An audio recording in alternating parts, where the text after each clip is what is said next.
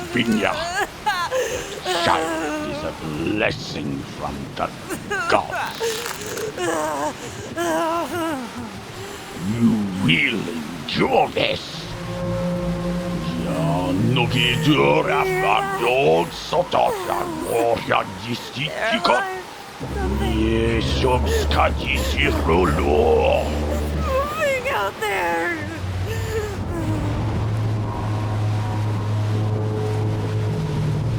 It is only the Watchers, girl. They bear witness to this sacred moment. Focus on the child.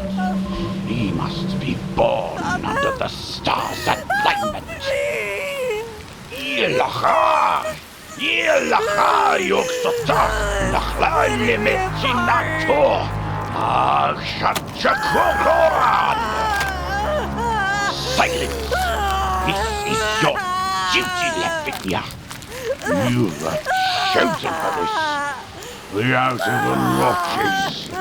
He is near. Shurughastiku yoksotot. Hiliog minan yakara nastakoginai. Ostioto.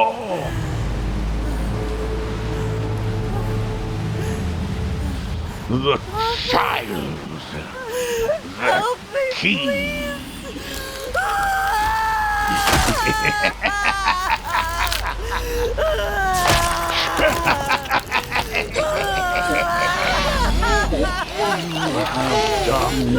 What is destined? You have formed the one who will open the way.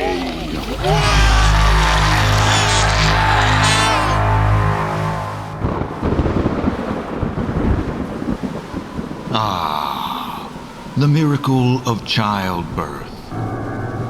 Such a sweet blessing when new life comes into the world. But not all births are cause for celebration. Some arrivals bring not joy, but dread. Some children are not meant to be. And tonight, in this rotting farmhouse beneath an indifferent sky, something unnatural has been born. There are places in this world where the veil between realities is thin, where old things linger, watching, waiting. The town of Dunwich, Massachusetts, is one such place. The land here is sick, the hills heavy with secrets that should never have been unearthed. The people whisper of unholy unions, of things that should not be. But some do more than whisper. Some call out to the darkness. And worse still, the darkness answers. Tonight, a ritual was performed. A woman labored to bring new life into the world. But something else moves through their blood. Something vast, something old. This is only the beginning. The child's first cries are not those of an innocent. They echo with something else, something unnatural. The very walls of the house groan under the weight of its presence, as if the earth itself resists what has been brought forth. Now the mother lies broken. She knows in her heart that what she delivered is not wholly hers. And outside, the hills listen. They remember. They wait. This was no birth. It is a key, a whisper of something far worse, still waiting in the dark. The ritual is not over. The true horror has yet to awaken. The door has been opened, and soon Dunwich and the world will know what it has let in. The Eldritch episodes present The Dunwich Horror by H.P. Lovecraft.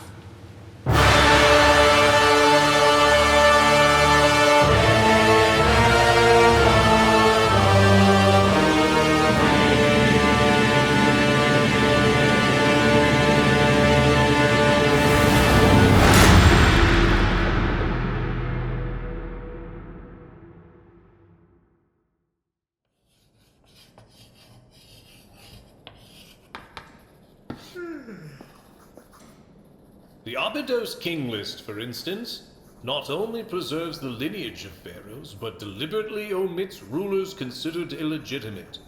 Hatshepsut, Neferka, Akhenaten, even the boy king Tutankhamun. This reveals its purpose, a curated narrative to reinforce dynastic power rather than objective history. For next week, you will submit a 2-page analysis on these omissions. Consult Mickelson, chapters 4 and 5, and consider why were these rulers erased, and what does this reveal about the reign of Seti I? And one more thing. I shall be in my office on Thursday, not Wednesday. The papers are still being reviewed.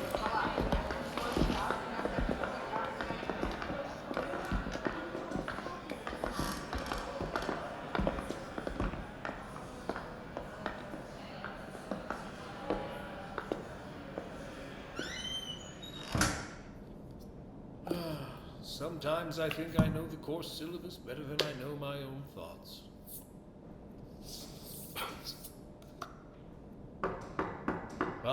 Come in. Well, if it isn't Warren Rice. I was starting to think you decided to stay in the desert. How was Syria? No, you know, Henry, the usual. Hotter than expected, too many bureaucrats, the French laying claim to half our findings, and there were a few tense moments. But no ancient curses this time, thankfully. Just a lot more guns than I'd have liked. Bureaucrats can be just as deadly as soldiers. You've got that right.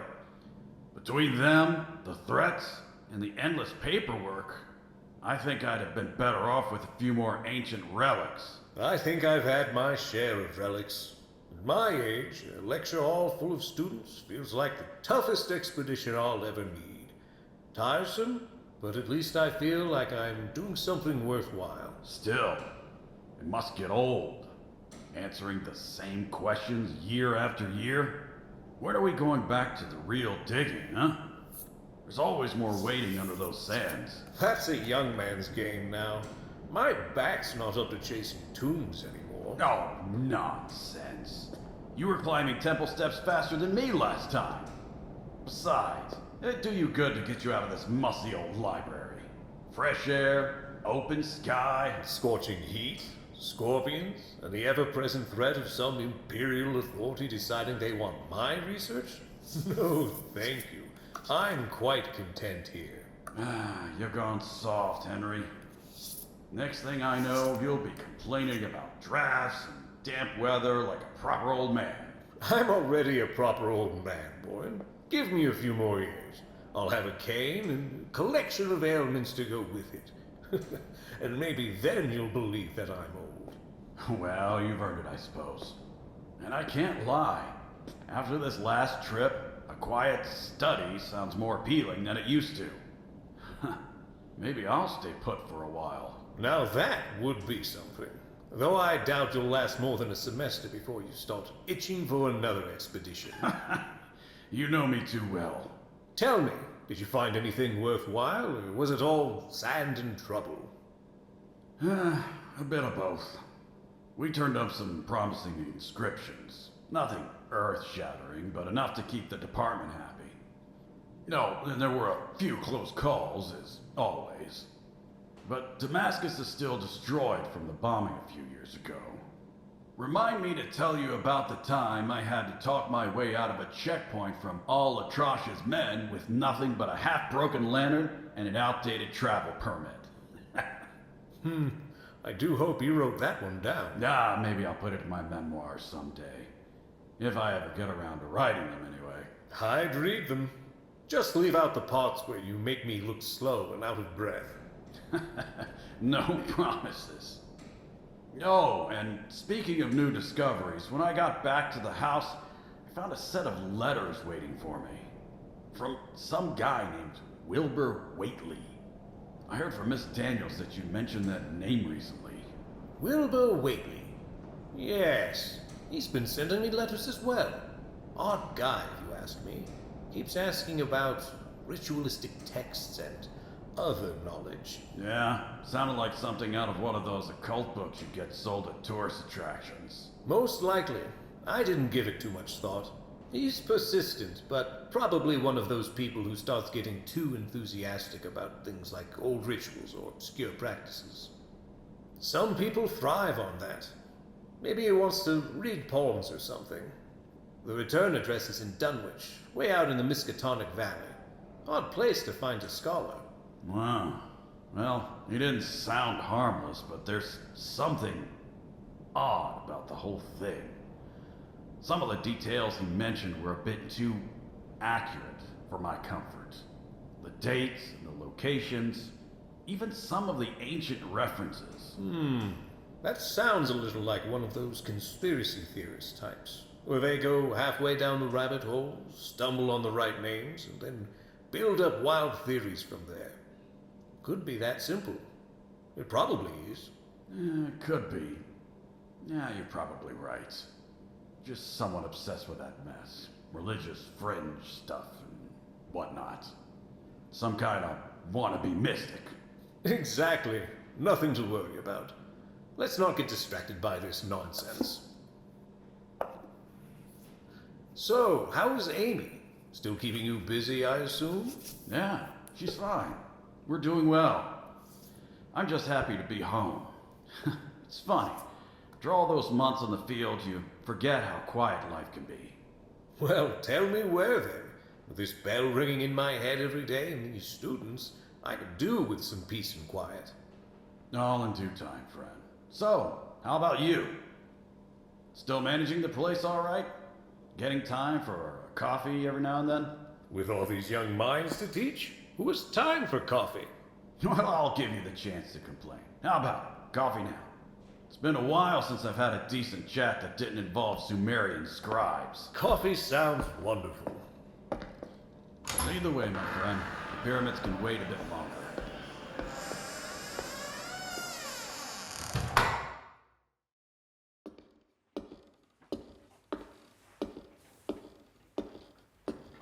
Henry!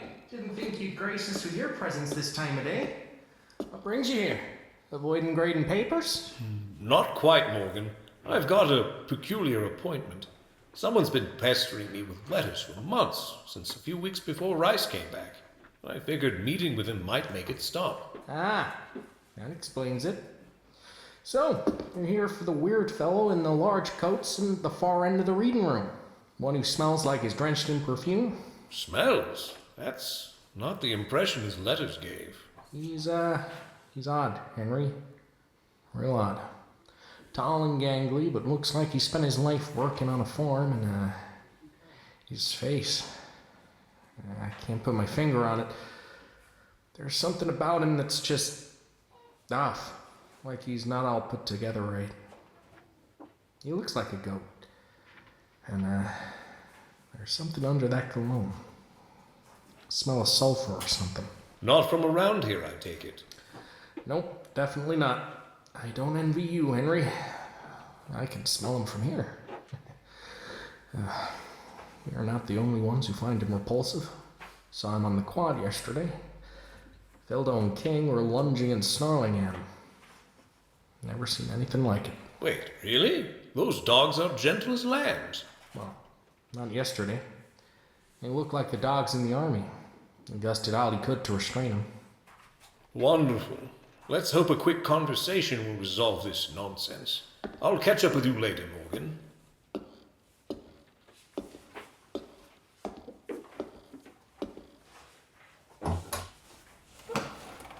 Mr. Whately? Let's make this brief. I'm between lectures and time is short. Dr. Armitage, it's a privilege to meet you. I appreciate you seeing me. It won't take long. I know your time is valuable. Good. Then let's get to it. You've sent me more letters than I can count, full of vague questions and references.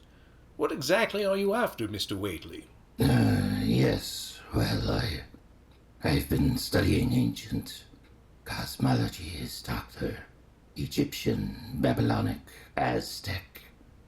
The connections between celestial alignments, and it's an area I understand you've written on.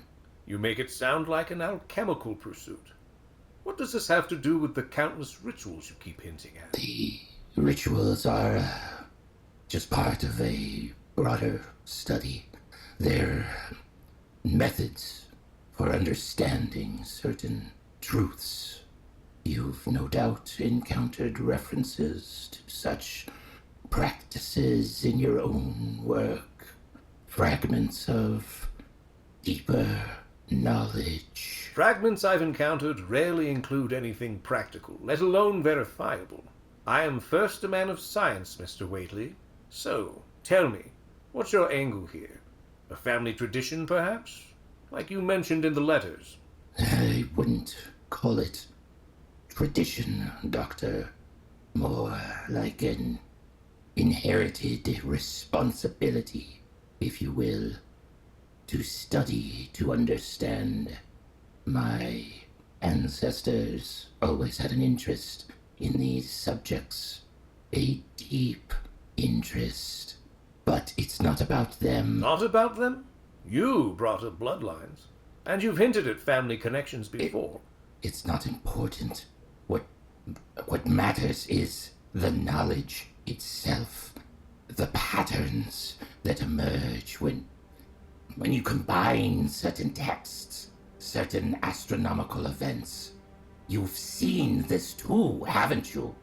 That some forces don't abide by our understanding of reality. Mr. Whately, what do you believe I know that would interest you so much? Speak plainly. I believe you've studied the Necronomicon, Doctor, or similar texts. Texts that speak of the universal truth, of old things and their return, and the key roles that certain individuals play in those events. That book is not a text for casual study, Mr. Whately, nor is it one I discuss freely. It impresses me that you even heard about it. What makes you think I'd share anything about it with you? I meant no offense, Doctor. It's just that my own research has brought me to similar conclusions. Celestial alignments, rituals, tied to blood, to ancestry. It is all connected, and there is so much more to uncover.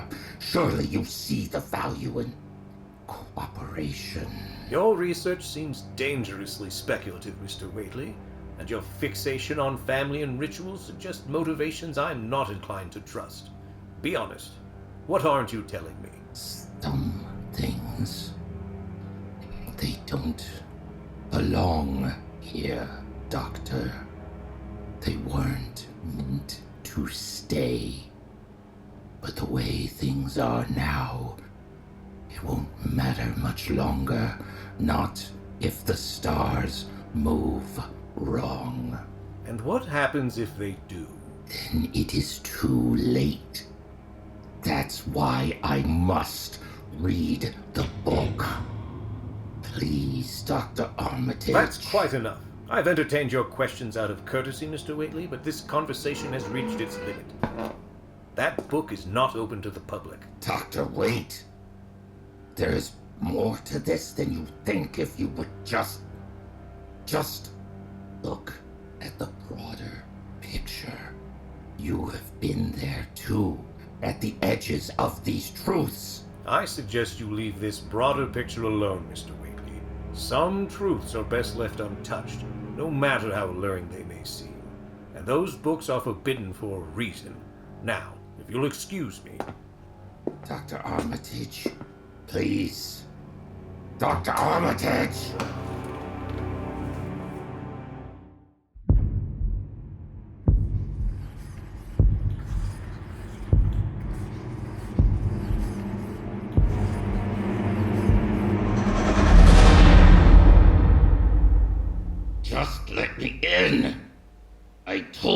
No, I have authorization. I'm supposed to have access to those books. You don't have the clearance to question me. You don't have the authority to stand in my way. I've told you already, sir. Access to the restricted section is for professors or authorized researchers only. You need to leave. And I have told you that I am no mere tourist, here to gawk at curiosities. The volumes in that section, they hold truths you can't begin to comprehend.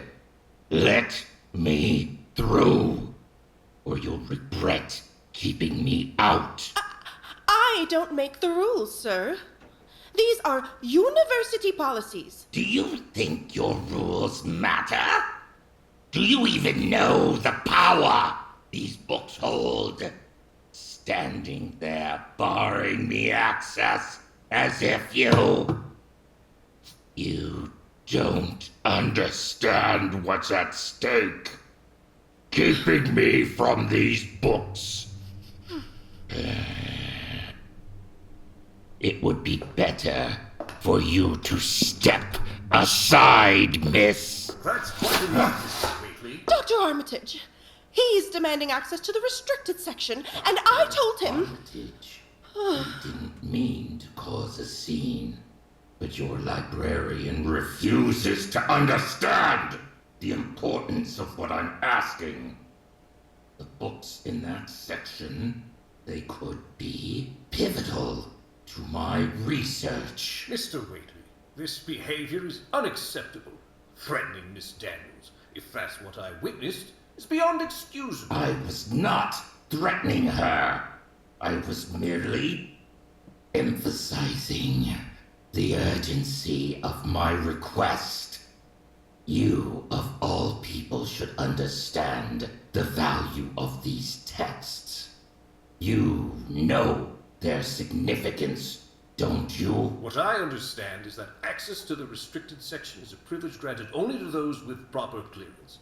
You do not qualify, and your conduct here today ensures that you never will. You don't understand it, do you?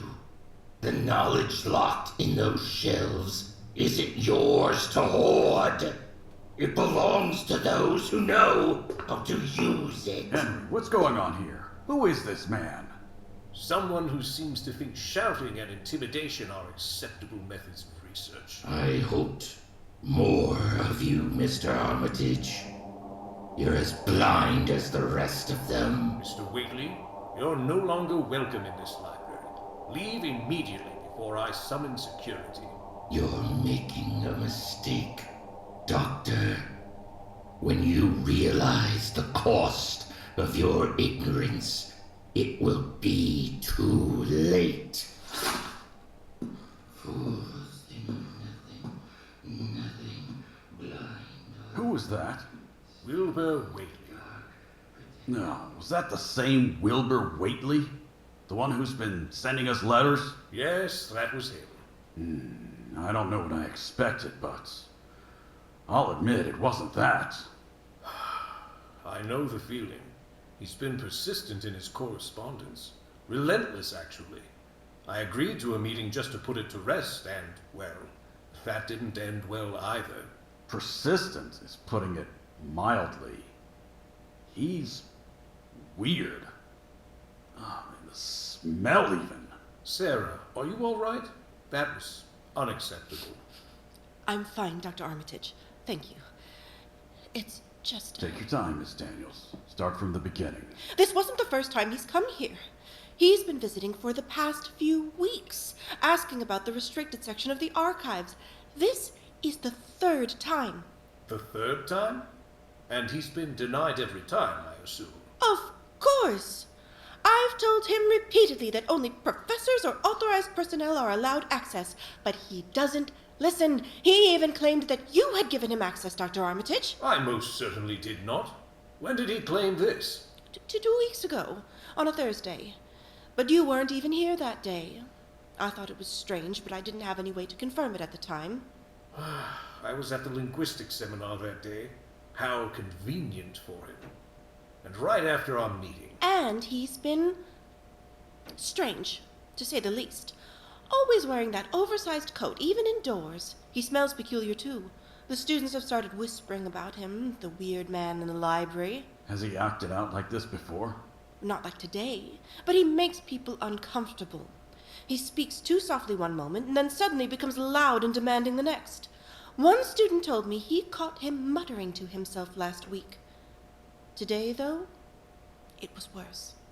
When I refused him access, he started leaning over the desk. I thought... It's all right now. You did exactly the right thing. Henry, we should notify campus security. His behavior has crossed the line today. He's clearly not someone we can allow on the grounds anymore. Agreed. I'll provide security with his description and make it clear he's not permitted to enter the university again. If he sends another letter, I'm not even acknowledging it. Good. We need to ensure everyone here feels safe, including Miss Daniels and the students. I can't shake the feeling, Henry, that we haven't seen the last of him. Neither can I. But for now, let's make sure he stays as far away from this university as possible.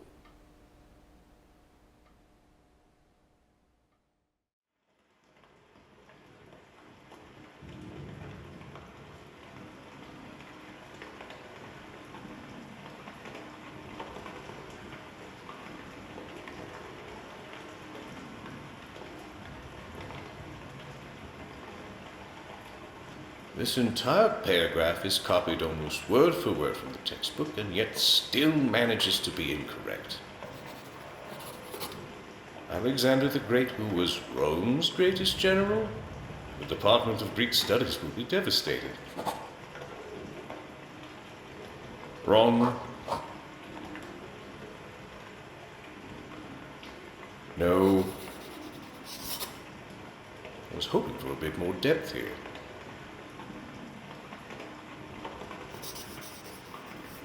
Interesting, if incorrect. Grammar.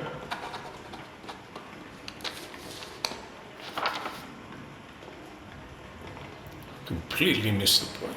How does someone manage to write about Roman control of Egypt without mentioning any religious syncretism? That was the whole point of the class. Absurd.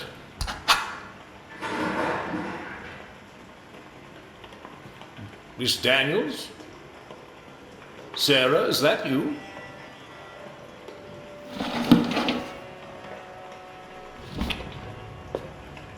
You don't need to stay, you know. I'll close up when I'm done grading. Miss Daniels? Hello? Who's there? Hello?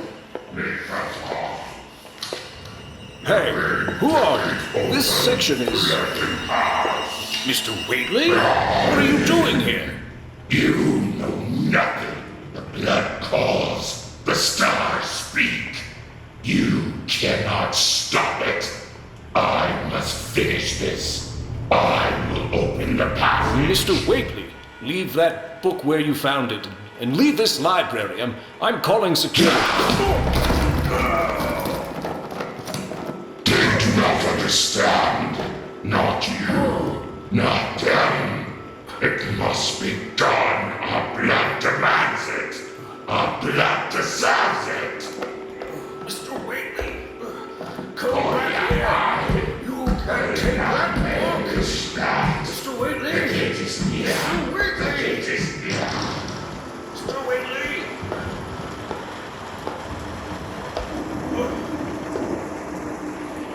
Wilbur, come back.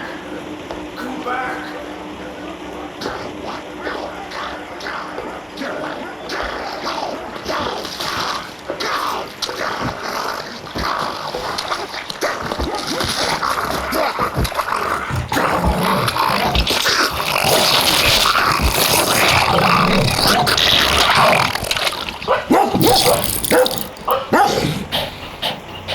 When the stars align, the plain voyager shall be granted ascension. Oh my God! No! No!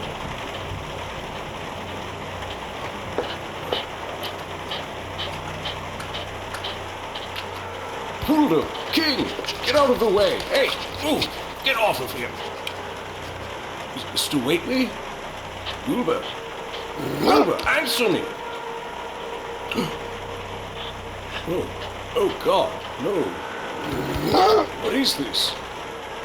Oh no, no. He wasn't even human. What creature is this? Oh, the Necronomicon. I've got it. And that's another book. It's a journal?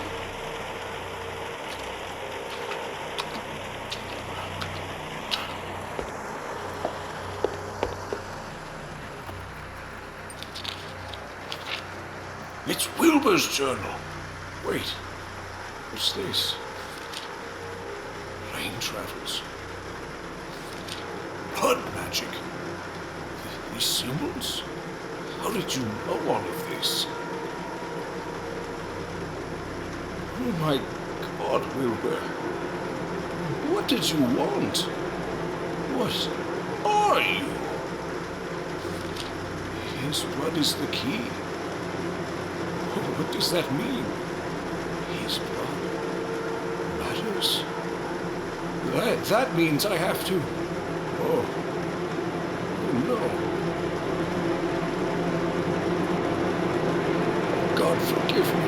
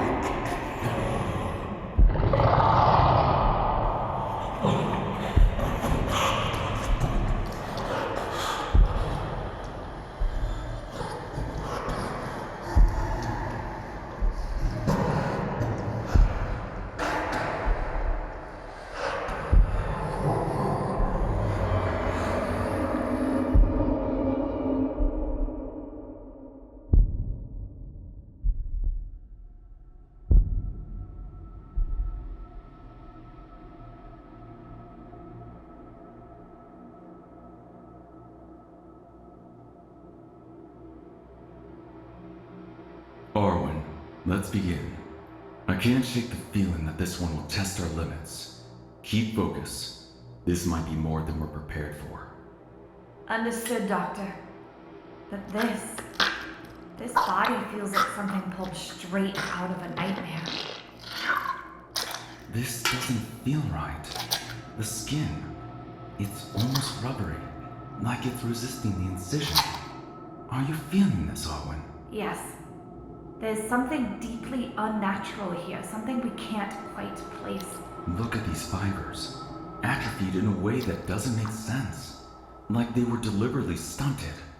This man couldn't have lived a normal life. His ribs, twisted. And what in the hell is this? These aren't human muscles. What are we looking at here, Ford? Hooves. Dogs don't have hooves, Arwen. This isn't just some bizarre deformity. Something's been done to him. These markings, these deformities, this is fur. And these eyes on his hips? They're not real, are they? This isn't right. No. These aren't eyes in any conventional sense. They're too large. They're part of the flesh, but not in any way I can explain. And these tentacles? Why would a man attacked by dogs have tentacles? Maybe something he ate. No, the tentacles are attached to him. The body. It's degrading faster than I expected. The tissue wasn't in the state when it was brought in, right? No, definitely not. It's almost as if it's corroding right in front of our eyes. Something's wrong. Terribly wrong. We should be seeing a normal rate of decay, but this... It's almost as if something's... I don't know. The blood, it's wrong. It's greenish. It doesn't clot. The texture, it's unnatural. What was inside this man, Arwen? What did they put inside him? I don't know, Doctor. This isn't a natural body. Whatever happened to him, it wasn't just some deformity or disease. This is... I don't think I've something ever else. seen anything this wrong. Whatever it was, human or not, it's dead. But the body, it's not just decomposing, it's melting. I don't know how to proceed from here. We should stop. There's nothing more we can do. We've seen enough for... Fine. Add the inconsistencies in the report. For the conclusion, say that he was a man with probable birth deformities. Maybe some genetic flaw. But this is beyond what the dogs left us. We'll dispose of it. This thing, it doesn't belong in the world. Let's burn it.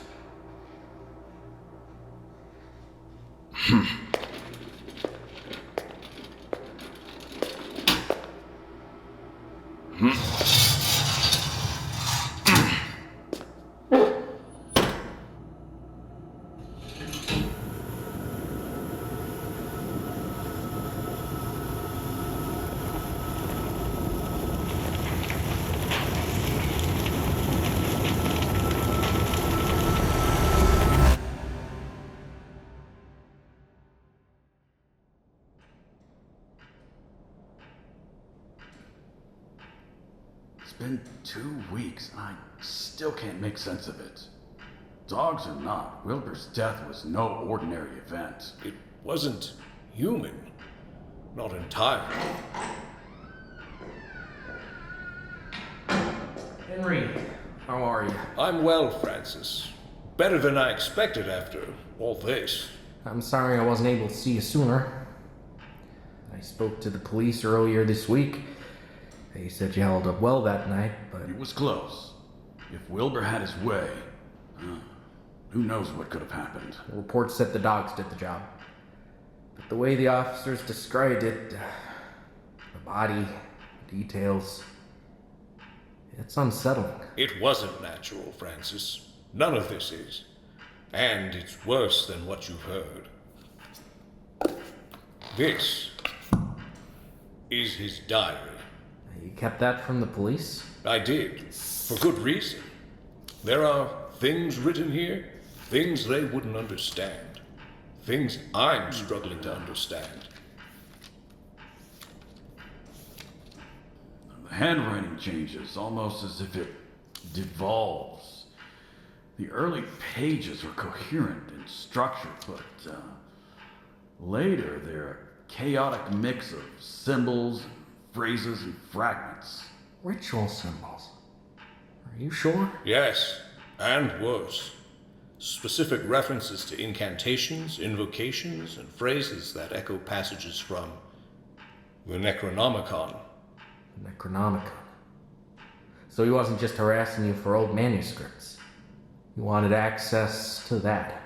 It was an obsession for him. He demanded it like a man begging for his life. Claimed it was crucial to his purpose, that he had to open a path. He called it a family responsibility. Said his ancestors had prepared him for something. Something tied to those hills near Dunwich. You think it's connected? Whatever he was trying to do? More than connected. It's the heart of it. The diary mentions Dunwich dozens of times, references to the Watcher on the Hill, ritual sites, and someone called Yogg. Yogg? Like in Yogg Sothoth? That's not the first time I've heard that name, and It's an ancient spirit. I heard it mentioned in Egypt, Persia, and Babylon. Some sort of pre-Judaic entity in the Middle East. There's more. I requested Wilbur's autopsy report from Dr. Arwine, an old colleague of mine. Let's see. Ellie? Wait, what? This doesn't make any sense. What is this? Evidence. He wasn't fully human, Francis. Extra vertebrae, goat legs, greenish blood, his skin bearing those glyphs we mentioned. What could do that? Not what. It wasn't done to him. He was born this way. This was no accident of nature. His very existence was designed for a purpose. His words, not mine. Which brings us to Dunwich. That place is the epicenter. I pulled some strings that night. An old friend who's a private detective went to see how things were in Dunwich. Strange things are happening. Disappearances, noises, lights. You're saying Wilbur didn't just want to gain knowledge for its own sake. He needed it for something. The diary mentions specific dates and astrological alignments, as well as instructions tied to very precise locations. Mostly a place called Sentinel Hill. If he was planning to enact a ritual, then everything in here suggests a deadline. If this diary is even half true, then Wilbur wasn't just gathering information, he was doing something in Dunwich. Something brought him here, Henry. It wasn't just research. That much is clear. The references to those hills, the constant mentions of Dunwich. Something is wrong out there, Francis. And it didn't end with Wilbur's death. You've seen this part, haven't you? The sketches? Glyphs interspersed with symbols from older systems. I don't think these are theoretical. They feel active. They likely are. Dunwich is the epicenter. Something is out there. Something not natural. There's something more to this than we're seeing. We can't sit here debating. His writings suggest an alignment, something imminent. If Wilbur was trying to open the way for something, Dunwich is where we'll find our answers, or stop this madness. I'll arrange for train tickets. Gentlemen, gather your things. We leave for Dunwich in a couple days.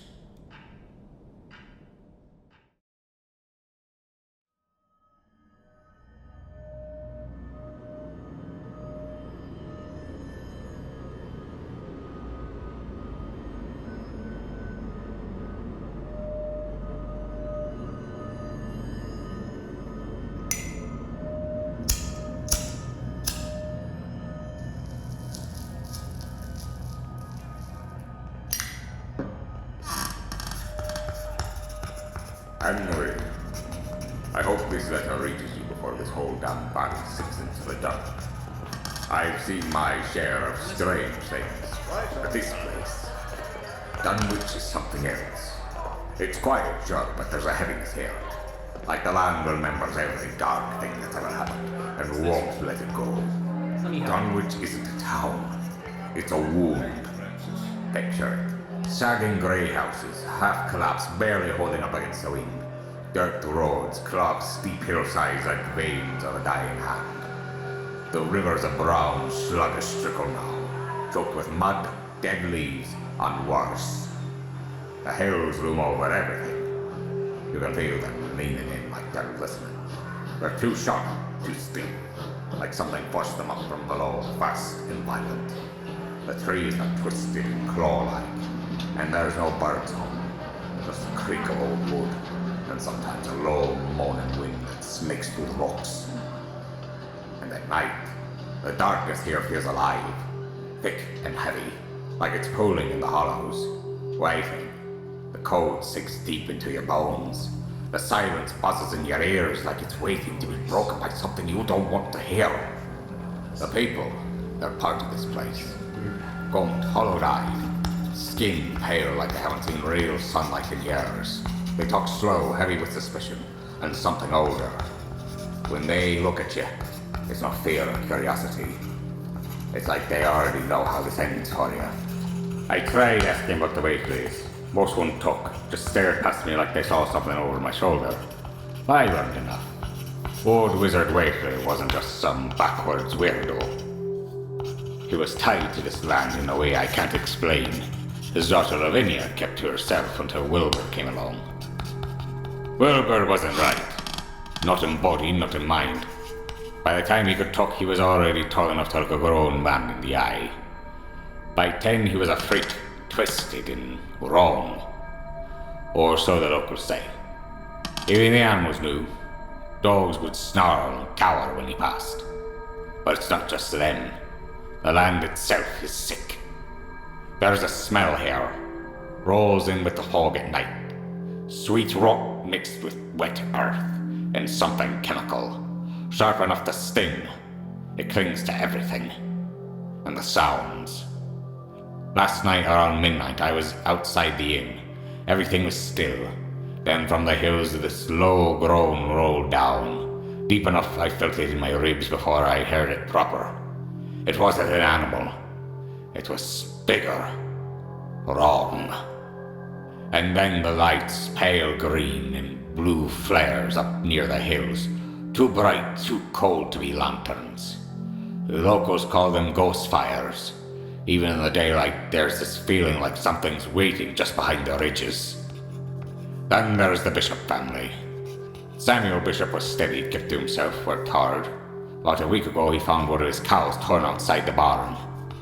And I mean torn. Limbs pulled like stringy meat, bones snapped in ways I'd never seen. Even the crows kept away. But it was his daughter Clara who really got to me. She told her school teacher about dreams. Something in the hills, huge but close. Whispering to her. She didn't know what it wanted, only that it was waiting. The next morning I went to check on them. The Bishop house was gone. Not burned, not washed away. Flattened. Like something massive pressed down and didn't stop. The beams snapped, ground, torn up in spirals. No bodies, no blood, no tracks leading away. Just giant prints circling the wreckage. Clawed, hoofed. I measured one, 4 feet across. Nothing natural made that. But I need you here fast. If what you told me about the Wakeleys connects to this, the rituals, the books, then we're sitting on something that's going to rip straight through this valley. Maybe even further. Get here before that happens. Signed, Thomas Malone.